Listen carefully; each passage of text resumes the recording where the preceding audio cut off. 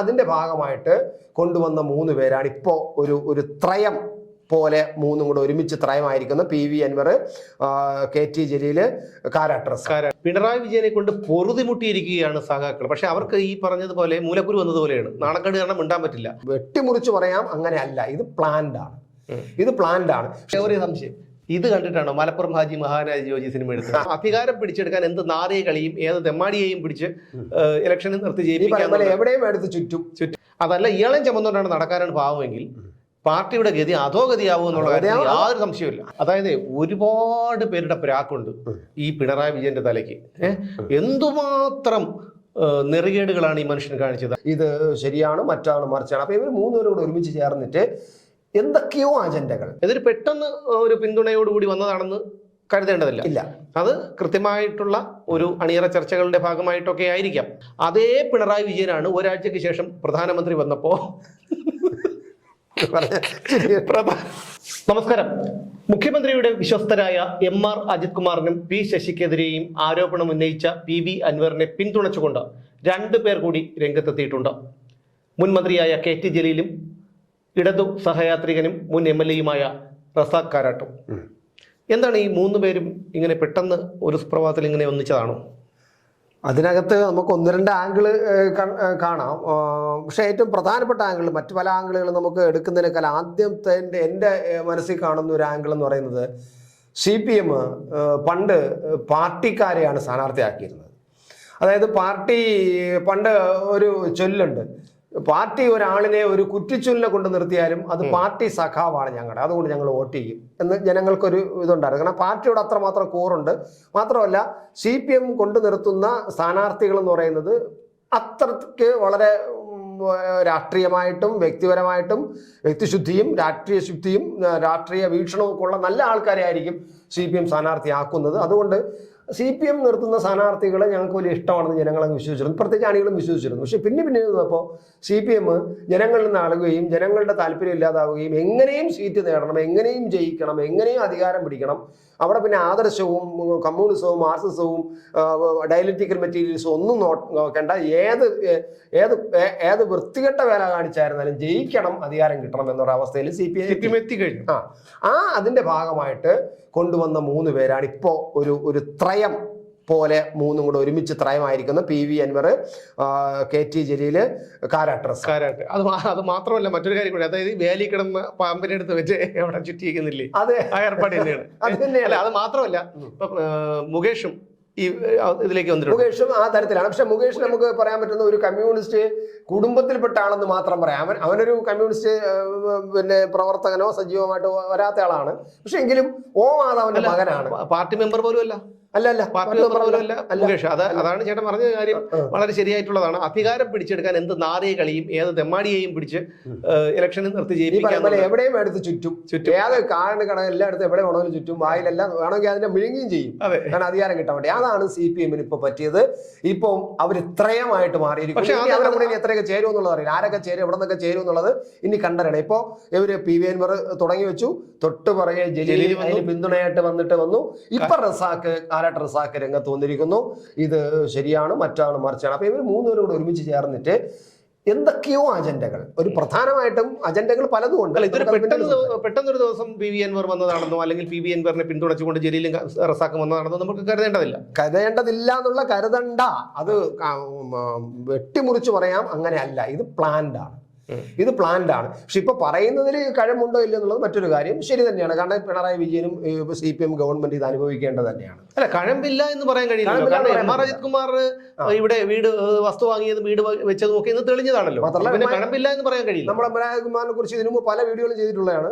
പിണറായി വിജയൻ ഇരിക്കുമ്പോൾ കിടക്കുന്ന ആളാണ് എന്ന തരത്തിൽ നമ്മൾ പലപ്പോഴും വീഡിയോ ചെയ്തിട്ടുള്ളതാണ്. അപ്പൊ അതുകൊണ്ട് MR അജിത് കുമാറിനെ കുറിച്ച് ഇപ്പൊ വന്ന ആരോപണമൊന്നും ഒരു കഴമ്പും ഇല്ലാത്തതല്ല, കറക്റ്റ് തന്നെയാണ്, കാര്യങ്ങളാണ്. അയാൾ അങ്ങനത്തെ ഒരാൾ തന്നെയാണ്. പക്ഷെ ചോദ്യം പക്ഷെ അതല്ല പ്രശ്നം, അവിടെയല്ല പ്രശ്നം. ഇവർ 3 കൂടെ ചേർന്നത്, ഇപ്പം ആദ്യം അൻവർ വന്നു, നമ്മൾ വിചാരിച്ചു അൻവറിൻ്റെതാണെന്ന്. അത്തിരി കഴിഞ്ഞപ്പോൾ നൈസായിട്ട് ജലീൽ അതിനകത്തോട്ട് ചേർന്നു. ഇപ്പം അവസാന നിമിഷം ഇപ്പം വന്നിരിക്കുന്നത് റസാഖ് വന്നു. ഇനി ആരൊക്കെ ഇതുപോലെ വരും?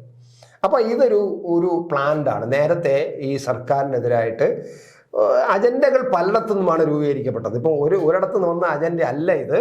ഈ അജണ്ടകൾ കേരളത്തിൽ നിന്ന് മാത്രമല്ല, കേരളത്തിന്റെ പുറത്തു നിന്നും, ഒരുപക്ഷെ രാജ്യത്തിന്റെ പുറത്തു നിന്നും, ഞാൻ സംശയിക്കുന്നത് അങ്ങനെയാണ്, രാജ്യത്തിന്റെ പുറത്തു നിന്ന് പോലും ഈ അജണ്ട ഉണ്ടാക്കി. അല്ല, ഉറപ്പായിട്ടും ഉണ്ടായിരിക്കും. കാരണം നമുക്ക് ഒരു സംഘടനയെ നിരോധിച്ചല്ലോ ഈ അടുത്ത കാലത്തായി. ഒരു സംഘടനയെ നിരോധിച്ചിട്ടുണ്ട്. അപ്പൊ അതിനുശേഷം പലരും അസന്തുഷ്ടരാണ്, അതൃപ്തിയുണ്ട്. അപ്പൊ ഇതെല്ലാം കൂടി കൂട്ടി വായിക്കുമ്പോൾ നമുക്ക് ആ ഒരു നിഗമനത്തിലേക്ക് എത്തേണ്ടി വരും. അത് പ്രത്യേകിച്ച് കേരളമാണല്ലോ ഇതിന്റെ എല്ലാത്തിന്റെ ഹബ്ബ്. കേരളം അല്ല, ആ തരത്തിലുള്ള ഒരു ഹബ്ബാണ് അത്. കാരണം ഏത് തരത്തിലുള്ള രാഷ്ട്രവിരുദ്ധമായ ഏത് പ്രവർത്തനത്തിന്റെയും തുടക്കം വരുന്നത് കേരളമാണ്. അപ്പൊ നമ്മൾ ഈ വിഷയത്തെ നമ്മൾ ആ ആംഗിളിലോട്ട് കൊണ്ടുപോകണതിനെ കുറിച്ച് നമുക്ക് ഇപ്പൊ കൂടുതൽ ചർച്ച ചെയ്യണ്ട. കാരണം ആ വിഷയത്തിലേക്ക് പോകണ്ട, കുറച്ചുകൂടെ കഴിഞ്ഞാൽ നമുക്ക് അസ്വാഭാവികത തോന്നുന്നത് ഈ 3 പേര് ഒരുമിച്ച് വന്നപ്പോഴാണ്. ഇതൊരു പെട്ടെന്ന് ഒരു പിന്തുണയോടുകൂടി വന്നതാണെന്ന് കരുതേണ്ടതില്ല. ഇല്ല, അത് കൃത്യമായിട്ടുള്ള ഒരു അണിയറ ചർച്ചകളുടെ ഭാഗമായിട്ടൊക്കെ ആയിരിക്കാം.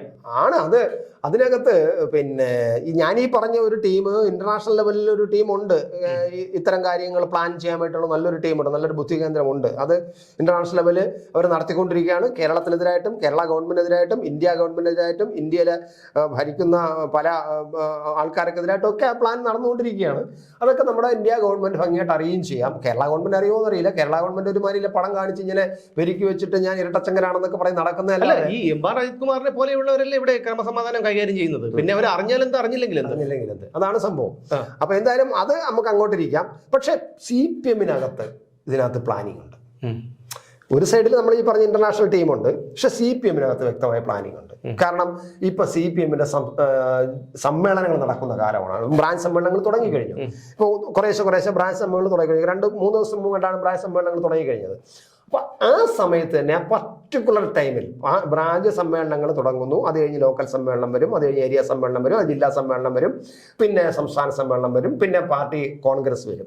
ഈ പ്രൊസീജിയറാണ് CPM-ൽ സാധാരണ നടക്കുന്നത്. അപ്പോൾ ഇതിന്റെ അടിസ്ഥാനപരമായ ഒരു ഘടകം എന്ന് പറയുന്നത് ബ്രാഞ്ചാണ്. അപ്പോൾ ബ്രാഞ്ച് സമ്മേളനം നല്ല അടിസ്ഥാന ചർച്ചകൾ നടക്കുന്ന സ്ഥലമാണ്. ആ ബ്രാഞ്ച് സമ്മേളനങ്ങളിൽ ചർച്ചകൾ കുഴപ്പിക്കുക, ഉണ്ടാക്കുക എന്നുള്ള ഉദ്ദേശം CPM-നകത്തുന്നുണ്ട്. ഈ പറയുന്ന ത്രയങ്ങൾക്ക് പിന്നിൽ CPM-ലെ ഒരു നല്ലൊരു ടീം, നല്ലൊരു വിഭാഗമുണ്ട്. അവര് ഇപ്പോഴുള്ള CPM-നകത്തുള്ള എസ്റ്റാബ്ലിഷ്ഡ് ആയിട്ടുള്ള ചില നേതാക്കൾക്കെതിരെ, അത് പിണറായി വിജയൻ ഉൾപ്പെടെ ഗോവിന്ദൻ ഉൾപ്പെടെ ഉള്ള നേതാക്കൾക്കെതിരായിട്ടുള്ള ഒരു അച്ചുതണ്ട് ഉരുത്തിരിഞ്ഞു വരുന്നുണ്ട്. അല്ല, അത് മാത്രമല്ല, പിണറായി വിജയനെ കൊണ്ട് പൊറുതിമുട്ടിയിരിക്കുകയാണ് സഖാക്കൾ. പക്ഷെ അവർക്ക് ഈ പറഞ്ഞതുപോലെ മൂലക്കുരു വന്നതുപോലെയാണ്. നാണക്കേട് കാരണം മിണ്ടാൻ പറ്റില്ല. അതുകൊണ്ട് തന്നെ പിന്നെ പേടിയുണ്ട്, അതുകൊണ്ട് മിണ്ടാൻ പറ്റില്ല. അപ്പൊ പിണറായി വിജയനെ കൊണ്ട് സഹികെട്ടിരിക്കുകയാണ്. ഈ സാധാരണക്കാർ പോലും ചോദിക്കുന്ന ചോദ്യങ്ങൾക്ക് എന്ത് മറുപടി പറയും? അതുകൊണ്ട് അവര് സഹികെട്ടിരിക്കുകയാണ്. അത് മാത്രമല്ല, പി ശശി, പാർട്ടി പോലും പുറത്താക്കിയ പി ശശിയെയാണ് യാതൊരു മാനദണ്ഡങ്ങളും ഇല്ലാതെ കൊണ്ടുവന്ന് മുഖ്യമന്ത്രിയുടെ ഓഫീസിൽ പ്രതിഷ്ഠിച്ചത്. അപ്പൊ അതിലും ഈ മുതിർന്ന നേതാക്കൾ, ജയരാജന്മാരടക്കമുള്ള കണ്ണൂരിലെ നേതാക്കന്മാരെല്ലാവരും, നേതാക്കളും ഇത്തരത്തിൽ അല്ല, അപ്പോഴും അവർക്ക് പലർക്കും എല്ലാം അസ്വസ്ഥത ഉണ്ടായിരുന്നു. പക്ഷെ അവർ പ്രകടിപ്പിച്ചില്ല. കാരണം അധികാരം കയ്യിലിരിക്കുകയാണ്. പിന്നെ പിണറായി വിജയന്റെ കയ്യിൽ പാർട്ടിയുടെ കടിഞ്ഞാണും സർക്കാരിന്റെ കടിഞ്ഞാണ് അതിന്റെ കയ്യിലാണ്. അതുകൊണ്ട് വലുതായിട്ട് രംഗത്ത് വരാത്ത. പക്ഷെ ഇതിനകത്ത് ഒരു ഒരു ഒരു കോയിൻസിഡൻസ് ഉണ്ട് കേട്ടാ സുമേഷേ. ഞാനത് പറയുന്നത്, ഈ പി ശശിയെ പ്രിൻസിപ്പൽ സെക്രട്ടറി ആക്കിയ പൊളിറ്റിക്കൽ സെക്രട്ടറി ആക്കാൻ വേണ്ടി തീരുമാനിച്ച ഒരു CPM-ന്റെ ഒരു കമ്മിറ്റിയുണ്ട്. കേരളത്തിലെ CPM-ന്റെ സംസ്ഥാന സെക്രട്ടേറിയറ്റ് യോഗം. ആ ഒരു സെക്രട്ടേറിയറ്റ് യോഗമാണ് പി ശശിയെ വീണ്ടും പൊളിറ്റിക്കൽ സെക്രട്ടറി ആക്കാൻ തീരുമാനിച്ചത്. നയനാരുടെ പൊളിറ്റിക്കൽ സെക്രട്ടറി ആയിരുന്നു. അപ്പോൾ നമ്മൾ കേട്ടതാണ്, നയനാരല്ല ഭരിക്കുന്നത്, ശശിയാണ് ഭരിക്കുന്നത്, നയനാർ വെറുതെ ഒപ്പിട്ട് കൊടുക്കുന്നേ ഉള്ളൂ, നയനാര് കൺട്രോൾ മുഴുവൻ ശശിക്കാണെന്ന് അന്ന് കേട്ടതാണ്. അന്ന് പാർട്ടിക്കകത്തോ ചർച്ച ഉണ്ടായിരുന്നില്ല, CPM-നകത്തും ചർച്ച ഉണ്ടായിരുന്നു. എന്നിട്ട് വീണ്ടും ഇയാളെ കൊണ്ടു. ഇയാൾ 2011 2001 എനിക്ക് ഓർമ്മ, ഇയാൾക്കെതിരായിട്ട് ഈ ലൈംഗിക ആരോപണം വന്നതാണ് പാർട്ടിക്കകത്ത്. അതിനുശേഷം 2016 പാർട്ടിയിൽ നിന്ന് പുറത്താക്കുന്നു. അത് കഴിഞ്ഞിട്ട് കോടതി കേസ് വന്നിട്ട് 2018 കോടതി ഇയാളെ വിമുക്തനാക്കുന്നു. പി ശശിയെ ഇയാൾക്ക് കുറ്റവിമുക്തനാക്കുന്നു. 2019 ഇയാളെ പാർട്ടി തിരിച്ചെടുക്കുന്നു. ഇതാണ് ഇപ്പൊ നടന്നൊരു സംഭവം. അത് കഴിഞ്ഞിട്ട് ഈ 2022 ഏപ്രിൽ 18-19 തീയതികളിൽ ഒരു സെക്രട്ടേറിയറ്റ് യോഗം നടന്നു CPM-ന്റെ. ഏറ്റവും പ്രധാനപ്പെട്ട ഒരു തീരുമാനം. ഞാൻ അത് എന്തിനു പറയണമെന്ന് പറഞ്ഞാൽ അതിനകത്തൊരു കോയിൻസിഡൻസ് ഉള്ളതുകൊണ്ടാണ്. അതായത് ഈ യോഗമാണ് ശശിയെ പൊളിറ്റിക്കൽ സെക്രട്ടറി ആക്കാൻ തീരുമാനിച്ചത്. അതേ യോഗത്തിൽ മറ്റൊരു തീരുമാനം എടുത്തിരുന്നു. അതായത് EP ജയരാജനെ പിന്നെ LDF കൺവീനറാക്കാനും തീരുമാനിച്ചു. മനസ്സിലായില്ലേ? അതായത് 2022 ഏപ്രിൽ 18, 19 തീയതികളിൽ നടന്ന CPM-ന്റെ സംസ്ഥാന സെക്രട്ടേറിയറ്റ് യോഗം 2 പ്രധാന തീരുമാനമെടുത്തു. ഒന്ന്, EP ജയരാജനെ LDF കൺവീനറാക്കാൻ തീരുമാനിച്ചു. അതിപ്പോ എന്തായി? അതെ, അതിപ്പോ എന്തായി? അത് പൊളിഞ്ഞു. അയാളെ പുറത്താക്കി, അയാളെ അതിൽ നിന്ന് എടുത്ത് കളഞ്ഞു. ഇനി അന്ന് എടുത്ത തീരുമാനം ഒന്ന്, P ശശിയെ പൊളിറ്റിക്കൽ സെക്രട്ടറി ആക്കാൻ തീരുമാനിച്ചത്. അതും പൊളിയുന്നു. അല്ല, ഇത് വേറൊരു കാര്യമുണ്ട്. അവർ അതൊരു വല്ല ആ ഒരു തീരുമാനം ഒരു അറംപിറ്റ തീരുമാനമായിരുന്നു. അത് മാത്രമല്ല, ഇനി കൂടുതൽ കാര്യങ്ങൾ പുറത്തു വരാൻ പോകുന്നേ ഉള്ളൂ. ഒന്നാമത്തെ കാര്യം, അൻവറിന്റെ വെടിപൊട്ടിക്കൽ ഇങ്ങനെ ഓരോ ദിവസവും വന്നുകൊണ്ടിരിക്കുന്നു. രണ്ടാമത്തെ കാര്യം, മറ്റേ കക്ഷി എന്താണ് പുസ്തകം എഴുതാൻ പോകണം, ആത്മകഥ എഴുതാൻ പോവുകയാണ്. EP ജയരാജൻ അദ്ദേഹം കുറെ കാലം എഴുതിക്കൊണ്ടിരിക്കുകയാണ്. ഇനിയിപ്പോ ഇത് പറയുന്നതൊക്കെ എഴുതുന്നതൊക്കെ പറയുന്നത് എനിക്ക് തോന്നുന്നത് അദ്ദേഹം ഇങ്ങനെയൊന്നും പറയില്ല, പറയാനുള്ള ധൈര്യമൊന്നും അദ്ദേഹത്തിനുണ്ടെന്ന് തോന്നുന്നില്ല. അല്ല, എന്തായാലും കേരളത്തിലെ കമ്മ്യൂണിസം ഇത്ര പെട്ടെന്ന് അസ്തമിക്കും നമ്മളാരും കരുതിയില്ല. കമ്മ്യൂണിസം അസ്തമിച്ചു എന്നല്ല പറയുന്നത്, ഇവന്മാരെല്ലാം ഇങ്ങനെയാണെന്ന് അറിയാം. പക്ഷെ ഇത്ര നാണം കെട്ട് നൂൽബന്ധമില്ലാതെ നിന്ന ഒരു സമയം ഇതിനു മുമ്പ് പലപ്പോഴും ഇത്ര ഒരു ഇതിൽ ഉണ്ടായിട്ടില്ല അല്ലേ? അല്ല, ഇതിനകത്ത് വേറെ ഞാൻ EP ജയരാജന്റെ ഒരു കേസിൽ ഞാൻ കാണുന്നത്, EP ജയരാജനെ ട്രെയിനിൽ വെച്ച് ആരോ പുറക്കെ വെടിവെച്ചുകൊണ്ട് അത് ഒളിച്ച്. ഒരു സംശയം, ഇത് കണ്ടിട്ടാണോ മലപ്പുറം ഹാജി മഹാനാജി ജോജി സിനിമ എടുത്തത്? എന്തോ ഞാൻ അങ്ങനെ ആയാലും എനിക്കറിയില്ല. പക്ഷെ ഞാൻ പറയുന്നത്, ട്രെയിനിൽ വെച്ച് വെടിവെച്ചത് വളരെ രഹസ്യമായിട്ട് ഒളിച്ച് നിന്നാണ് വെടിവെച്ചത്. പിറകെ നിന്നാണ്. അതെങ്ങനെയാ ഉന്നം കിട്ടുന്നത്? ട്രെയിൻ ഇങ്ങനെ കുലുങ്ങി പൊക്കോണ്ടിരിക്കുകയല്ലേ? ആയിക്കോട്ടെ, എന്നാലും അങ്ങനെയാണല്ലോ. എന്നാലും ആരാ വെടിവെച്ചെന്ന് അറിഞ്ഞൂടല്ലോ, നേരിട്ടല്ലോ. ഇതങ്ങ് അത് പറയുന്നതാണ്. ഇപ്പോഴും EP ജയരാജന് പിറകെന്ന് വെടിവെച്ചിരിക്കുകയാണ്. അത് പാർട്ടിക്കാർ കാരണം സൂപ്പറായിട്ട് വെടികൊണ്ടു, തോളിൽ വെടികൊണ്ടു, പാർട്ടിക്കാർ വെടിവെച്ചു, അപ്രതീക്ഷിതമായിട്ട് വെടിവെച്ചു. ഒരു വിശദീകരണം വിളിച്ചു. അതാണ് നമ്മൾ ആലോചിക്കുക. ഒരു സാധാരണ ഒരാളിനെ ഒരു സ്ഥാനത്ത് നിന്ന് മാറ്റുമ്പോൾ എന്തെങ്കിലും കാരണം വേണം. ഒന്ന് ഇയാൾക്കെതിരെ കാരണം ഉണ്ടെന്ന് പറയാം. പക്ഷെ ഒരു പറയാതെ, ഒരു വിശദീകരണം ചോദിക്കാതെ, അല്ലെങ്കിൽ ഒരു അഭിപ്രായം ചോദിക്കാതെ അദ്ദേഹത്തിനെ അങ്ങ് മാറ്റാൻ തീരുമാനിക്കുകയാണ്. അല്ല, ഇത് വേറൊരു കാര്യമുണ്ട്. ഇത് പാർട്ടിക്കുള്ളിലെ ഒരു ശുദ്ധികലശം തന്നെയാണ്. പക്ഷേ EP ജയരാജൻ ഒരു വലിയൊരു അപകടകാരിയാണെന്ന് ഞാൻ കരുതുന്നില്ല. അദ്ദേഹത്തിന്റെ ഈ നാവ് പിഴയും അങ്ങനെയുള്ള കാര്യങ്ങളൊക്കെ ഉള്ളൂ. അദ്ദേഹം ഒരു ശുദ്ധനാണെന്നാണ് നമുക്ക് മനസ്സിലാക്കാൻ കഴിഞ്ഞിട്ടുള്ളത്. പക്ഷേ ഈ EP ജയരാജനോട് കാണിച്ചത് ഈ പിണറായി വിജയനോട് കാണിച്ചാൽ ഈ പാർട്ടി ഒരു പരിധി വരെ ഇനിയും പിടിച്ചു നിൽക്കാൻ പറ്റും. അതല്ല, ഇയാളെയും ചുമന്നുകൊണ്ടാണ് നടക്കാനാണ് പാവമെങ്കിൽ പാർട്ടിയുടെ ഗതി അധോഗതിയാവും എന്നുള്ള കാര്യത്തിൽ യാതൊരു സംശയമില്ല. അങ്ങനെ സംഭവിക്കും. പക്ഷേ ഞാൻ വേറെ ഒന്നുമില്ല, ഈ ശുദ്ധികലശം എന്ന് പറഞ്ഞപ്പോൾ എനിക്ക് തോന്നുന്നത്, എനിക്ക് ആ വാക്ക് ഉപയോഗിക്കാനല്ല തോന്നുന്നത്, ശുദ്ധികലശം അല്ല, വെളുക്കാൻ തേക്കുന്നത് പാണ്ടാവും. ശുദ്ധികലശം എന്ന് പറയുന്നത് ഇത് നമ്മൾ വെളുക്കാൻ തേക്കുമല്ലോ. ഇപ്പൊ നടക്കുന്ന ഈ ശുദ്ധികലശം എന്ന് പറയുന്ന പ്രക്രിയ, ഈ തിരുത്തൽ എന്നുള്ള പ്രക്രിയ യഥാർത്ഥത്തിൽ സംഭവിക്കുന്നത് തിരുത്തൽ പ്രക്രിയയല്ല, ശുദ്ധികലശ പിടിച്ചലല്ല. ഇത് തേച്ചുകൊണ്ടിരിക്കുന്നു, വെളുപ്പിക്കാൻ വേണ്ടി തേക്കുന്നു. പക്ഷേ ആ തേക്കുന്നിടം മുഴുവനും പാണ്ടായി വരും. അങ്ങനെ മൊത്തം പാണ്ടായി മാറുന്ന അവസ്ഥയാണ് ഉണ്ടാകുന്നത്. അത് തന്നെയാണ് CPM സംഭവിച്ചുകൊണ്ടിരിക്കുന്നത്. കാലഘട്ടത്തിന്റെ അനിവാര്യത എന്നുള്ളൊരു വാക്കുണ്ട്. അതെ, അനിവാര്യത എന്ന് പറയുന്നത്, അനിവാര്യത അത് കാലഘട്ടത്തിന് അനിവാര്യതയാണ്. ചില കാലഘട്ടങ്ങളിൽ ചില അനിവാര്യതകൾ ആവശ്യമാണ്. CPM-ന്റെ ഇപ്പൊ നടന്നുകൊണ്ടിരുന്ന സംഭവങ്ങളും ഇപ്പോൾ നടക്കുന്ന ഈ ജീർണത, ഞാൻ ആ വാക്കിനെ ഉപയോഗിക്കുന്നു, ജീർണതാപരമായ പ്രിയപ്പെട്ട ചേട്ടൻ പറയുന്നത് ജീർണത എന്നാണ്. ഷാജാൻ സാർ പറയുന്നത് അഴുകി പുഴുത്ത് ചീഞ്ഞു നാറിക്കൊണ്ടിരിക്കുന്നത്, അതാണ് ജീർണത. പറഞ്ഞതേ ഉള്ളൂ. അപ്പൊ എന്താ ആ ജീർണതയുടെ ഒരു എന്ത് പറയാം, ആ അത് അനിവാര്യതയാണ്. അതൊന്നും മാറാൻ കഴിയില്ല. കാലഘട്ടത്തിന് ഒരു കാവ്യനീതിയുണ്ട്, കാലത്തിനൊരു കാവ്യനീതിയുണ്ട്. അത് കറക്റ്റാണ്. ആ കാലഘട്ടത്തിൽ ഒരു കാവ്യനീതി അനുസരിച്ച് കാര്യങ്ങൾ നടക്കും. അനിവാര്യതയാണ് ഇത്. നമ്മുടെ വിശ്വാസികളുടെ ഭാഷയെ പറഞ്ഞാൽ തലവിധി.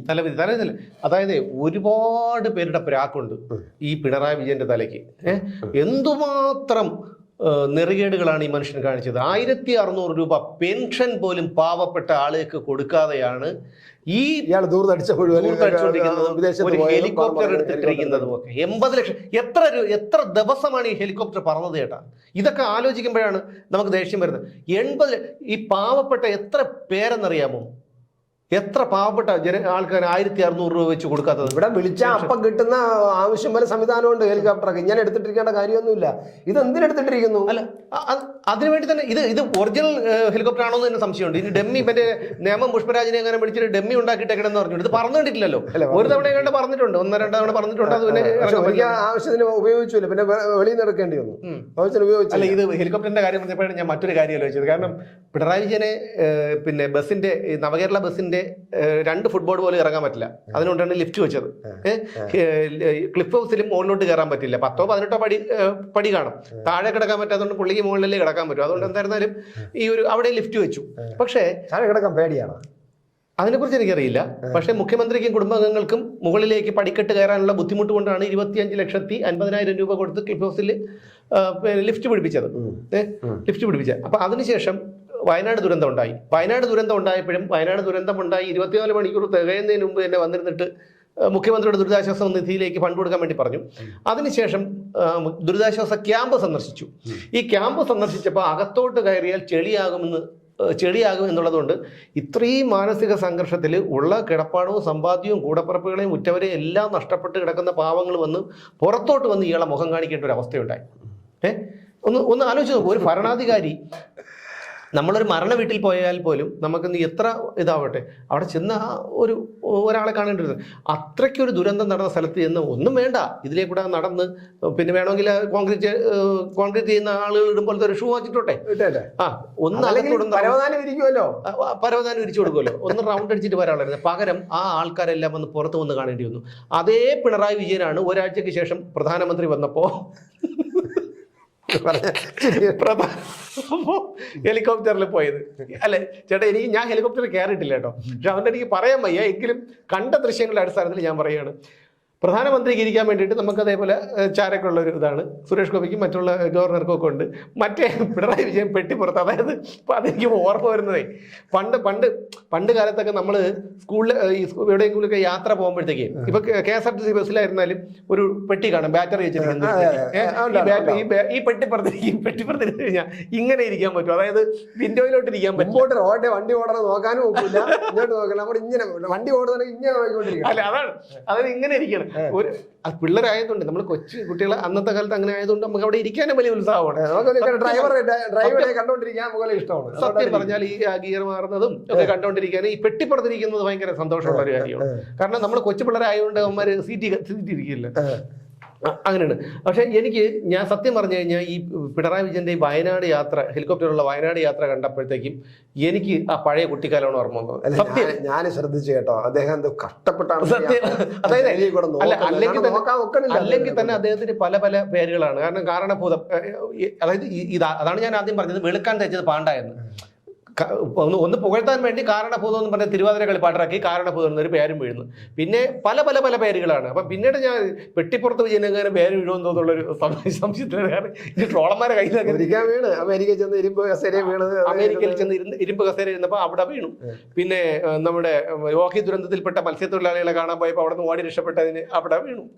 അങ്ങനെ പലതരത്തിലുള്ള, പിന്നെ എന്താണ് നമ്മുടെ ശബരിമല വിഷയവുമായി ബന്ധപ്പെട്ട് സമരം നടന്നൊരു കല്ലേറിൽ ചന്ദ്രൻ ഉണ്ണിത്താൻ മരിച്ചപ്പോൾ പോസ്റ്റ്മോർട്ടം റിപ്പോർട്ട് കിട്ടുന്നതിന് മുമ്പ് തന്നെ അത് ഹൃദയാഘാതം എന്ന് പറഞ്ഞപ്പോൾ അവിടെ കിട്ടി. ഇത്തരത്തിലുള്ള പല. അപ്പൊ എനിക്ക് ഒരു ഇതുണ്ടായിരുന്നു. ഞാനിത് ഇത് പറഞ്ഞു വന്ന കൂട്ടത്തിൽ പറഞ്ഞതേ ഉള്ളൂ. അല്ല, ഇത് പറയുമ്പോൾ ഞാൻ വേറെ കൂടെ പറയട്ടെ. ഈ ഇദ്ദേഹം ചെളി പറ്റുമെന്നും പറഞ്ഞിട്ട് ആൾക്കാരെ ഇങ്ങോട്ട് വെളിയിലോട്ട് വിളിച്ചല്ലേ. വേറൊരു ഭരണാധികാരി, രാജ്യം ഭരിക്കുന്ന ഭരണാധികാരി അവിടെ വന്നു. അയാൾ കംപ്ലീറ്റ് ആ മണ്ണിൽ കൂടെയും ചെളിയിൽ കൂടെയും കറങ്ങി നടന്ന് പാലത്തിൽ കയറി, പാലം വഴി അപ്പുറത്ത് പോയി, അവിടെ ചെന്ന് ആ സ്കൂളിന്റെ നടയിൽ പോയി, അവിടെയൊക്കെ പോയി ആൾക്കാരെ കണ്ട്, ആശുപത്രി അവിടെ അതല്ലെന്നേ ഈ പെട്ടിപ്പുറത്ത് ഇരുത്തിക്കൊണ്ട് പോയതുമല്ല വിഷയം. അവിടെ ചെന്നിട്ട് അവിടെയൊക്കെ പിടിച്ചിറക്കാൻ ആൾ വേണം. മറ്റേ ഗൺമോൻ ഇല്ലാതെ കൂടെ പോകില്ലല്ലോ. ഗൺമോൻ ഉണ്ടല്ലോ, ഒരു ഗൺമോൻ. അതുപോലെ നടക്കുന്നത് എന്ന് പറഞ്ഞു കഴിഞ്ഞാൽ ആദ്യമായി മറ്റേ ഈ ചന്ദ്രനിൽ പോയിട്ട് ആൾക്കാർ ഒരു ബഹിരാകാശ യാത്രികർ കാലെടുത്ത് വയ്ക്കുമ്പോഴേക്കാണ് പോകുന്നത്. പക്ഷേ പ്രധാനമന്ത്രി വന്നപ്പം പാറയുന്നില്ല, പിന്നെ തോടുന്നില്ല, കുഴിയുന്നില്ല. അല്ല, കൂടെ പോയില്ല. കുറെ കഴിഞ്ഞപ്പോൾ മതിയാക്കി. പിന്നെ പ്രധാനമന്ത്രി അങ്ങ് പോയില്ല. കുറച്ചെങ്കിലും ആയിക്കോട്ടെ. കുറച്ചെങ്കിലും നടന്നില്ലേ മോശമല്ലേ? കൂടെ മോശത്തിന്റെ അപ്പൊ ഇയാൾ കാണിക്കുന്ന അഭിനയമില്ലേ? ഈ പറയുന്ന കാണിക്കുന്നതില്ല അഭിനയമില്ലേ? ഇതൊക്കെ ജനങ്ങളെ ബോധ്യപ്പെടുത്താൻ എന്തായിരുന്നാലും ഇത് എന്തായാലും ഇപ്പോ നമ്മൾ പറഞ്ഞു വന്നത്, ഇവിടെ ഒരു ത്രയം രൂപപ്പെട്ടിരിക്കുന്നു. ആ ത്രയത്തോടൊപ്പം ഇനി ആരൊക്കെ കൂടും എന്നതാണ് നമ്മളൊരു മാധ്യമപ്രവർത്തനം എന്ന് മാത്രമല്ലാതെ നമ്മൾ ഈ നാട്ടിലെ ഒരു പൗരൻ എന്നുള്ള നിലയിൽ, കേരളത്തിലെ ഒരു പൗരൻ എന്നുള്ള നിലയിൽ നമ്മൾ ശ്രദ്ധിക്കേണ്ടതാണ്. ആ ത്രയം അത്ര മോശമല്ല. അവരുടെ പിന്നിൽ ആളുണ്ട്, പാർട്ടിക്കാരുണ്ട്, പാർട്ടിക്കകത്തുള്ളവരുണ്ട്, പാർട്ടിക്ക് പുറത്തുള്ളവരുമുണ്ട് എന്നുള്ളതാണ് യാഥാർത്ഥ്യം. എന്തായാലും ഈ കൈകൾ ശുദ്ധമാണ്. അത് നിയമസഭയിൽ പറഞ്ഞുകൊണ്ടിരിക്കുന്നതല്ലേ. ശരി, പറയട്ടെ. അപ്പൊ എന്തായിരുന്നാലും ഇനി കണ്ടു തന്നെ അറിയണം. പിണറായി വിജയൻ ഈ പറഞ്ഞതുപോലെ പണ്ട് നമ്മളൊരു കഥ വായിച്ചിട്ടുണ്ട്, ആപ്പിന്റെ ഇടയ്ക്ക് വാല് വെട്ടപ്പെട്ടൊരു രക്ഷ. അതുപോലെ ആയിട്ടുണ്ട് ഏകദേശം. കാരണം ഒരു തരത്തിലും പിടിച്ചു നിൽക്കാൻ കഴിയാത്ത അവസ്ഥയിലേക്ക് കാര്യങ്ങൾ എത്തി. പിണറായി വിജയന്റെ വലം കൈയും ഇടം കൈയുമാണ് പോകുന്നത്. അവർക്കെതിരെയാണ് ആരോപണം ഉന്നയിച്ചു വരുന്നത്. ഈ EL നമ്മൾ ഈ EL ഉണ്ടല്ലോ, EL ഈ ചിമ്മിനി വിളക്കിന്റെ വെട്ടത്തിലൊക്കെ വരുന്ന EL-ന്റെ 2 ചിറകും പിടിച്ച് കൊച്ചു പിള്ളേരൊക്കെ പിടിച്ചിട്ട് മുറിച്ച് കളയുമ്പോൾ പിന്നെ അതിനെന്തായിരിക്കും? അതേ അവസ്ഥയിലാവും പിണറായി വിജയൻ. കാരണം അത്രയേറെ പ്രാക്ക് പിണറായി വിജയന്റെ മേലുണ്ട് എന്നുള്ളതാണ്. അതില്ല എന്നൊന്നും പറയാൻ കഴിയില്ല, ഉണ്ട്. അതിന്റെ ഫലം എന്തായാലും അനുഭവിച്ചേ തീരും.